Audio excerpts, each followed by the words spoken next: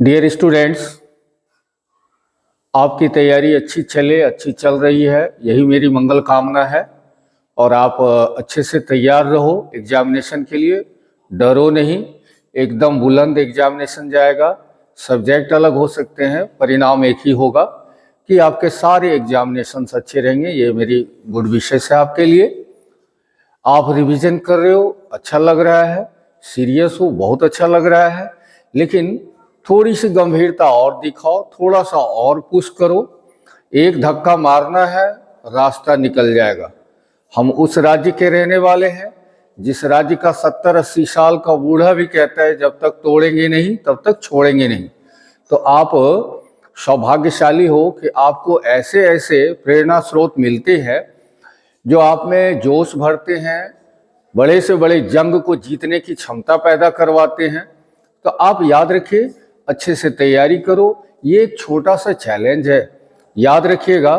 There are two types of people in world, one for whom the problem is problem and the other for whom the problem is a challenge.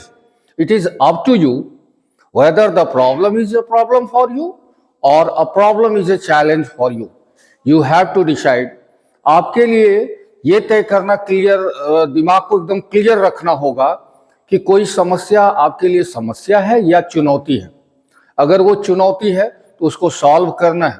याद रखिए, जितनी बड़ी चुनौती और जितनी आसानी से आप उसको सॉल्व कर सकते हो, उतनी मजबूती आपको मिलती है, आपके व्यक्तित्व में निखार आता है। इसलिए कभी भी कंफर्टेबल जोन में ना रहना, हमेशा प्रॉब्लम्स को ढूंढो और उसको सॉल्व करने की कोशिश करो। एलन मस्क इस वजह से हैं कि उन्होंने अपने प्रॉब्लम्स को देखा, उन्होंने तय किया कि हमारे प्रॉब्लम्स क्या हैं और उन प्रॉब्लम्स को सॉल्व करने की कोशिश की। आपको भी यही करना है। आपको जब भी लगे कि मैथ में ये वाला चैप्टर बहुत कठिन है, आप एक काम करना, वही वाले चैप्टर को ज्यादा मेहनत के साथ सॉल्व करने की कोशिश करना। अगर लगे कि केमिस्ट्री में ये चीज डिफिकल्ट है, या whatever subject you are studying, जो सब्जेक्ट आप अध्ययन कर रहे हो, उस सब्जेक्ट में कुछ चैप्टर्स तो जरूर ऐसे होते हैं जो आपके लिए क्या सबके लिए कठिन होता है। तो आपका टारगेट ये है कि आप उन चैप्टर्स को चुनो जो सबके लिए कठिन है, आपके लिए कठिन है, और उसको सॉल्व करने की कोशिश करो। देखना, जिंदगी धीरे धीरे कठिनाइयों को दूर करते करते जिंदगी आपकी बहुत आसान हो जाएगी। इस उम्र में हो आप कि जिसमें कि आपको सरल रास्ता चुनने की जरूरत नहीं है। अगर मंजिल ऊंची रखे हो तो छलांग मारना होगा, रेंगना नहीं होगा, दौड़ने से भी काम नहीं चलेगा। You will have to sprint, you will have to France, and thereafter you will enjoy the luxury of greatness. आपको अगर महानता हासिल करनी है, बड़ा कुछ हासिल करना है, चलो मैं ये नहीं कह रहा हूं कि आप कोई IAS IPS बन जाओ। अभी इमीडिएट जो आपकी मंजिल है वो है इंटरमीडिएट की एग्जामिनेशन। उसको अच्छे से क्लियर करने के लिए आपको थोड़ा सा जोर लगाना है। आप पहले से ही क्लियर कर चुके हो। और याद रखना, जो आदमी हमेशा अपना डेस्टिनेशन बदलता है, मैंने क्लास में भी आपसे कहा था कि अगर आपको किसी जगह कील ठोकना है दीवार में, तो लगातार उसी जगह पर कील पर चोट देना होगा। कीले को अलग अलग जगह पर मारते रहोगे, कभी भी छेद नहीं कर पाओगे। यानी कहने का मतलब, टारगेट क्लियर रखो, फोकस क्लियर रखो और उस पर प्रहार करते जाओ। आपके एग्जाम में है क्या, जहां तक इंग्लिश की मैं बात करूं, एग्जाम में कुछ बहुत ज्यादा नहीं, 50 नंबर की MCQ क्लियर करना है, मैच द फॉलोइंग करनी है, समरी लिख देना है, ट्रांसलेशन कर लेना है, कोई ना कोई जो मैं ऐसे आपको क्लियर कर रहा हूं। अगर सबसे ज्यादा प्रॉब्लमेटिक कुछ होगा तो that is going to be your question answer and explain. ये दोनों चीज के अलावा और कुछ भी, और अगले क्लास में हम कुछ इंपॉर्टेंट एक्सप्लेन को क्लियर करने वाले हैं। आप लोग क्लास से जुड़े रहिएगा ताकि आराम से उन जो इंपॉर्टेंट एक्सप्लेन है उसको आप क्लियर कर सको। आपके मूल्यवान समय को देखते हुए मैं आपका समय जाया नहीं करना चाहता। चलो आज के रिवीजन को देखो और जरूर घर पर बनाना। मैं हट रहा हूं यहाँ से और आप इसको पॉज कीजिएगा और पहले बना लीजिएगा। उसके बाद जो मेरी वीडियो है उसमें देखिएगा कि इसका सही जवाब सर ने क्या लिखा है, और उसको आप मिला करके ये तय कीजिएगा कि आज आपने कितना 30 मार्क्स का है आज आपने कितने मार्क्स उसमें हासिल किए। हम शुरू से ला रहे हैं बोर्ड को, और आप लोग पहले उसको पॉज करके बना लिया करो।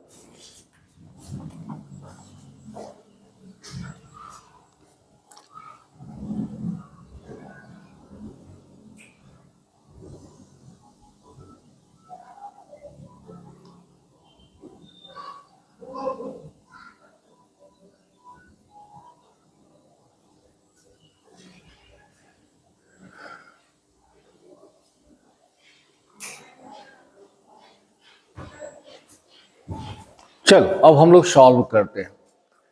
पहला है one of my books dash still missing. यहां देखिए वन ऑफ, पहले भी हमने आपको सिखाया है कि if a subject is followed by one of, अगर किसी सब्जेक्ट के पहले क्या लगा है वन ऑफ, तो सब्जेक्ट तो प्लूरल होगा लेकिन इसकी क्रिया हमेशा सिंगुलर होगी। तो वन ऑफ के बाद यहां क्या लगा है बुक्स, तो ये देख रहे हो प्लूरल है लेकिन क्रिया सिंगुलर होगी। मिसिंग है, मिसिंग, इसलिए यहां पर आप किसको चुनोगे, is. One of my books is still missing. Still को अभी भी हिंदी में हम लोग क्या कहते हैं, अभी भी, यानी अभी भी मेरी एक किताब क्या है, गायब है। आगे एवरीबडी डैश हिम, ये देखो everybody everyone, somebody someone, nobody known is always followed by the singular verb. इसके तुरंत बाद आपको हमेशा सिंगुलर क्रिया चुननी होती है। तो चलो देखते हैं सिंगुलर क्रिया चारों में से कौन सा है। पहले है रेस्पेक्ट। रेस्पेक्ट V1 है और V1 is never singular, it is always plural. V1 कभी सिंगुलर नहीं होता, वो हमेशा क्या होता है, प्लूरल होता है। Many of the students become confused in recognising the difference between the noun and the verb. कई बच्चे नाउन और क्रिया के फर्क को नहीं समझ पाते। जैसे वो कहते हैं सर बॉय तो सिंगुलर हुआ, अब बॉयज हो गया प्लूरल, एस लग गया तो वो प्लूरल हो गया, और यहां आप बोल रहे हो कि यहां एस नहीं लगा है तो यही प्लूरल हुआ, और जिसमें एस या एस लग गया वो सिंगुलर, ये कैसे उल्टा। बस इतना दिमाग में रखिएगा, नाउन का फंडा और क्रिया का फंडा एक दूसरे से उल्टा है। नाउन में जब बॉय हुआ तो एक लड़का, और जब बॉयज हुआ तो कई एक लड़के। लेकिन इसमें क्या होगा, जब V1 रहेगा तो वो प्लूरल होगा, अब V5 होगी तो सिंगुलर। जैसे राहुल और रवि जाते हैं, तो राहुल एंड रवि गोच नहीं होगा, गो होगा, V1 होगा, क्योंकि वहां दो लड़के थे। और अगर यही रहता राहुल जाता है तो राहुल गोच, यहां राहुल एक लड़का था तो इसलिए पांचवा रूप लगा, यानी कि सिंगुलर है V5। तो सही जवाब है C नंबर। बाकी को आप तय कर लेना, यहाँ R लगा हुआ है वो भी प्लूरल, हैव लगा हुआ वो भी प्लूरल, वो नहीं हो सकता। She knows this matter, यहां देखो क्रिया का पांचवा रूप है और इसका हमको क्वेश्चन टैक्स बनाना। याद रखिएगा एग्जाम में भी अगर क्रिया का पांचवा रूप आ जाए ना तो आप डजंट से शुरू करो, क्योंकि क्वेश्चन टैक्स का नियम है अगर निगेटिव है तो उसको अफर्मेटिव, और अफर्मेटिव है तो निगेटिव। तो यहाँ जो सेंटेंस हमारा दिया हुआ वो किसमें है, अफर्मेटिव में, हमको इसको किसमें बदलना है, निगेटिव में। तो सी नोज दिस मैटर। अच्छा अगर इसका निगेटिव करते तो क्या लिखते, सी डजंट नो दिस मैटर, बस इसी से पकड़ना। तो इसको क्या करना, क्वेश्चन टेक्स्ट में डजंट को आगे कर लेना और सी जो कोई सब्जेक्ट है उसको पीछे लिख करके क्वेश्चन मार्क दे देना, डजंट सी।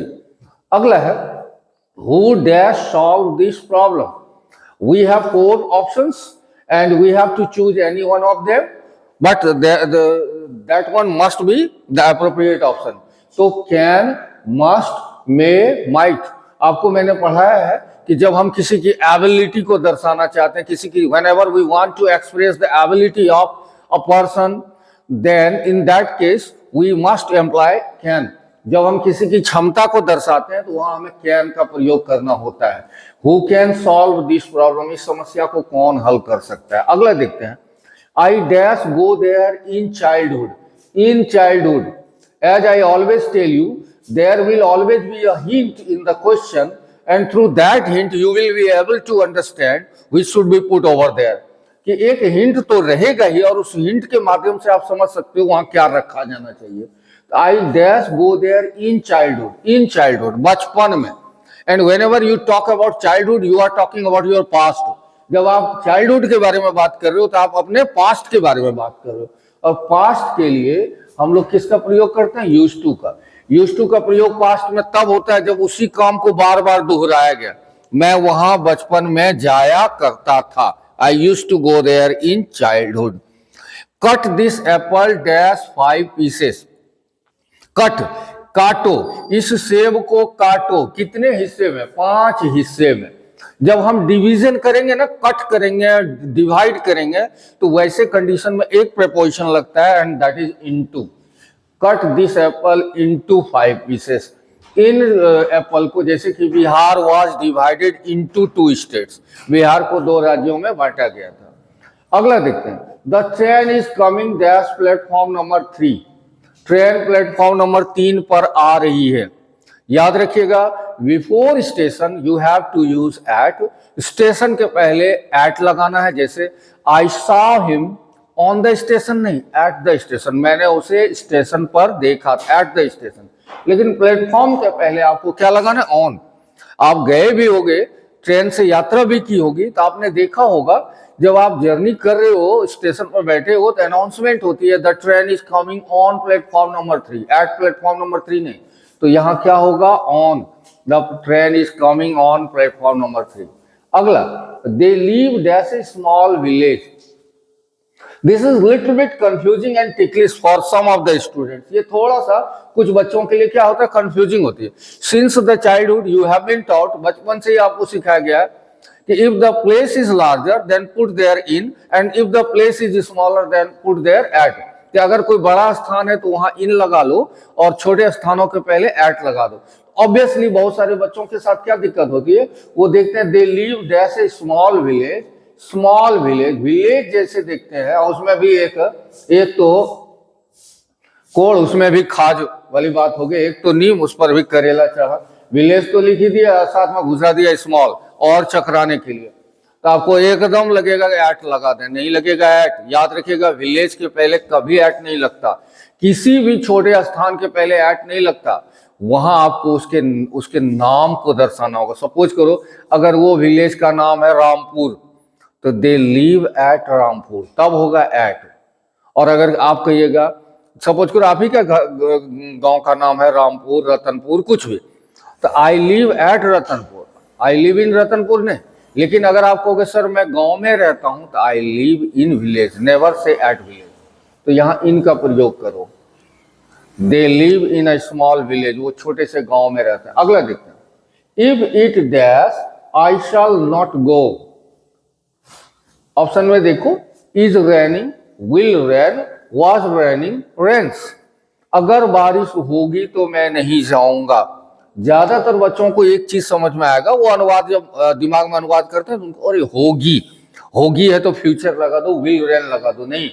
याद रखिएगा, अगर कोई जटिल सेंटेंस है, कॉम्प्लेक्स, और उसमें फ्यूचर आ चुका है और इफ लगा है, तो इफ के तुरंत बाद वाला हिस्सा हमेशा सिंपल प्रेजेंट में बनाइएगा। यानी क्या होगा?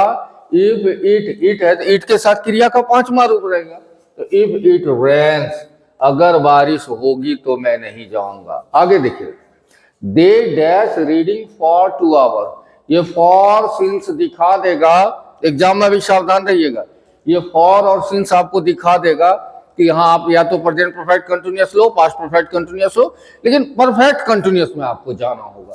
तो दे डैश रीडिंग फॉर 2 आवर्स, यहाँ पर आप हैव बीन लगाइए, क्योंकि ये प्रेजेंट परफेक्ट कंटिन्यूअस है। बाकी ऑप्शन आप अगर देखोगे ना तो आप खुद ही समझ जाओगे कि ये दूसरे टेंस है। आते हैं पैसिव में, how can I do this work. तो रफ में ये एक्टिव पैसिव वाला और डायरेक्ट स्पीच और इनडायरेक्ट स्पीच वाला थोड़ा रफ वर्क करना होगा। Time it will take your few minutes, but you are capable enough to do that. आप इतना क्षमतावान हो कि आप आराम से कर सकते हो। How can I do this work, तो आप जानते हो हाउ तो हाउ ही रहेगा, वो अपनी जगह पर रहेगा। हाउ कैन, दिस वर्क को आगे ले लेना, हाउ कैन दिस वर्क आगे ले लेना, दिस वर्क। और आप जानते हो मॉडल जितना भी हम लोग प्रयोग करते हैं उसमें बी लगाना ही होता है। How can this work be. और पैसिव बनाने में क्रिया हमेशा तीसरे रूप में रहती है, डन, उसके साथ बाय लगा लो, आई पीछे जाके बन गया मी। यानी सही जवाब होगा how can this work be done by me. कौन सा है? लास्ट वाला, डी नंबर सही जवाब, how can this work be done by me. आगे देखते हैं, by whom was this work done। ये देखिए वॉच, अब बाय होम जब भी देखिएगा समझ जाइएगा उसमें हमको हु लिखना होगा एक्टिव में, और हु का पैसिव जब बनाते हैं तो बाय होम से शुरू करते हैं। तो लेकिन यहाँ क्या है वॉच, तो वॉच और वेयर पिछले वीडियो में भी मैंने कहा था कि वॉच वेयर अगर लगा रहे हैं तो समझ जाना उसका एक्टिव में वो सिंपल पास्ट में है। तो आ जाओ यहाँ देखते हैं सिंपल पास्ट वाला कौन सा है। हैज लग गया ये सिंपल पास्ट नहीं होगा, ये प्रेजेंट परफेक्ट है। विल लगा है तो ये फ्यूचर हो गया। इज लगा है तो ये प्रेजेंट में हो गया, प्रेजेंट के। तो कौन सा है C number, who did this work, यह काम किसने किया। और नरेशन देखते हैं। She said to me were you talking about me. यहां देखिए अंदर में ये किससे शुरू होता है, रिपोर्टेड स्पीच क्या है, इंट्रोगेटिव है। और मैंने आपको सिखाया है कि अगर रिपोर्टेड स्पीच इंट्रोगेटिव में हो, यस नो क्वेश्चन वाला यानी सहायक क्रिया शुरू में हो, तो इन्वर्टेड कॉमास के बदले क्या ले लेंगे, इफ ले लेंगे, और सेड टू को हटा के आस्क्ड लिखेंगे। तो क्या हो जाएगा, सी आस्क्ड मी इफ, यू को आगे और वर को पीछे करो। यू हो गया सेकंड पर्सन ऑब्जेक्ट यानी मी के हिसाब से आई, और वाज वर बदल के हैड बीन होता है, I had been talking about. Last में क्या है मी फर्स्ट पर्सन सब्जेक्ट यानी क्या है सी का क्या हो जाएगा हर। तो सही जवाब है C asked me if I had been talking about her, ये वाला सी नंबर। अगला है they told me that they were waiting for me. ये डायरेक्ट इनडायरेक्ट में है और इसका डायरेक्ट बनाना है आपको। They told me that they were waiting for me, तो सही जवाब होगा they D number. They said to me we are waiting for you, तो दे सेड टू का हो जाएगा दे टोल्ड मी इन्वर्टेड के बदले हो गया दैट। वी है फर्स्ट पर्सन सब्जेक्ट के हिसाब से, तो यहाँ क्या है दे, तो वी का दे हो गया। EJMR वॉज वर में बदलेगा तो आर बदल करके क्या होगा वर। वेटिंग फॉर यू है सेकंड पर्सन मी के हिसाब से यहाँ क्या हो गया मी। आई होप कि आप समझ गए। अगला देखते हैं द वॉइस ऑफ माई, अब बुक से शुरू हो गया। The voice of my education said to me he must be killed. मेरे अंदर की शिक्षा मुझसे कह रही थी कि उसको मार दो क्योंकि वो बहुत खतरनाक है। ये किसका हिस्सा है, स्नैक का। हाँ, कभी खड़े हैं सांप को देख रहे हैं और अंदर से आवाज आ रही है कि इसको मार दो, ये बहुत खतरनाक सांप है। अगला देखते हैं summer in Kolkata is written by Kamala Das. Summer in Kolkata Kamala Das के द्वारा लिखी हुई है। Light of step and heart was she is written by. कभी कभी कविता का आंसर दे दिया जाता है और पूछा जाता है इसके कवि कौन है। तो light of step and heart was she, वह काफी शोक काफी चंचल, हाँ काफी सुंदर थी। यहाँ कवि ने अपनी प्रेमिका की चर्चा की है। और ये कविता कौन सी है, एन एपिटाफ, और रचयिता कौन है, Walter de la Mare. B number. Leaves of grass and drum taps are written by, leaves of grass and drum taps are written by Walt Whitman. आगे आ जाओ, देखते हैं स्वीटेस्ट लव, ये तो आपको मालूम है। Sweetest love I do not go is written by John Donne. अंतिम में है the age of anxiety is written by, सारा खाली पोएम वाला हिस्सा से लिया है। The age of anxiety is written by W.H. Auden. इस पर इनको नोबेल पुरस्कार भी मिला था। अब मिलान करते हैं। पहला है a child is born, a child is German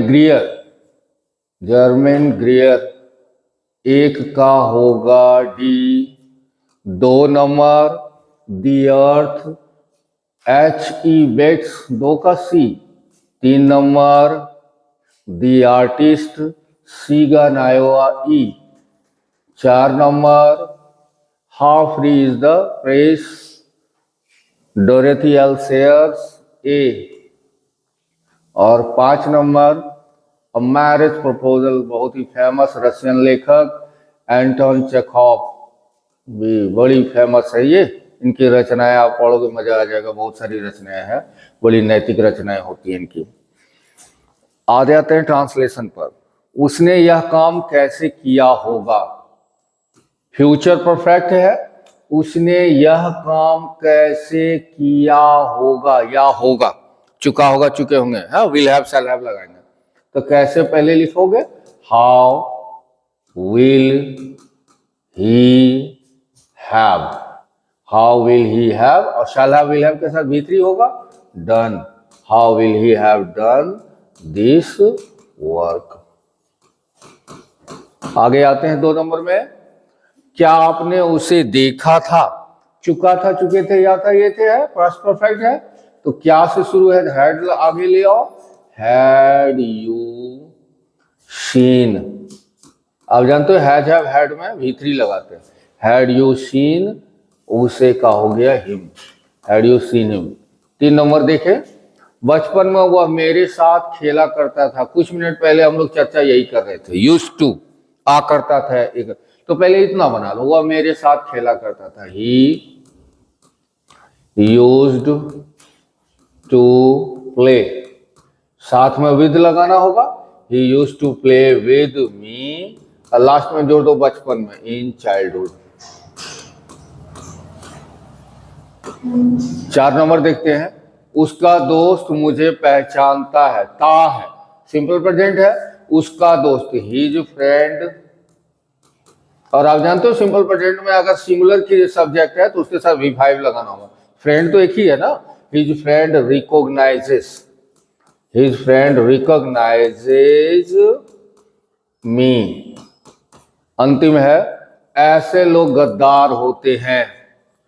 एक दिन और मैंने सिखाया था आपको, होता है होते हैं में जो गुण बताता ना उसमें ऐसा करना, सब्जेक्ट लगा लेना, इज एम आर डाल लेना, तो उसके बाद जो विशेषण दिया हुआ है यानी गुण जो उसके दिए हुए एडजेक्टिव जो है, तो ऐसे लोग को अंग्रेजी में हम लोग कहते हैं सच पीपल, सच पीपल, चूंकि पीपल है बहुवचन है तो आप इज एम आर में से आर चुनोगे, सच पीपल आर अ गद्दार, ट्रैटर, गद्दार को ट्रैटर कहा जाता है, सच पीपल आर ट्रैटर। यही था आज का रिवीजन, आप इसको अच्छे से बनाइए और खुद से तय कीजिए कि 30 में से आपने कितना गेन किया है अपने से बना करके। और आज आपका होमवर्क है, यानी कि आज और कल, बस परसों नहीं, आज से कल तक में ये वाला आप ऐसे तैयार करो, माई हॉबी, बहुत इंपॉर्टेंट ऐसे है। I hope you would have enjoyed this video and keep revising and always keep yourself in my touch through your comments, through your telephonic conversations, whatever be the options। आपको जो option मिले कि हम sir से ऐसे बात कर सकते हैं, या तो कमेंट के द्वारा वीडियो का, या आप हमसे कॉल करके भी बात कर लो। हाँ, कई बच्चे ये कह रहे हैं कि सेकंड वाले नोट्स का सर इंपॉर्टेंट भेज दीजिए, बहुत जल्दी, आज या नहीं तो कल तक में उसका इंपॉर्टेंट भेज देंगे, और अगले वीडियो में जैसा मैंने कहा कुछ इंपॉर्टेंट एक्सप्लेन को हम फिर से क्लियर करने वाले हैं, तो जुड़े रहिएगा अगले वीडियो में भी, और आज का वीडियो आप बना लोगे। बस इतना ही, ज्यादा कुछ नहीं। Thanks all of you for watching this video.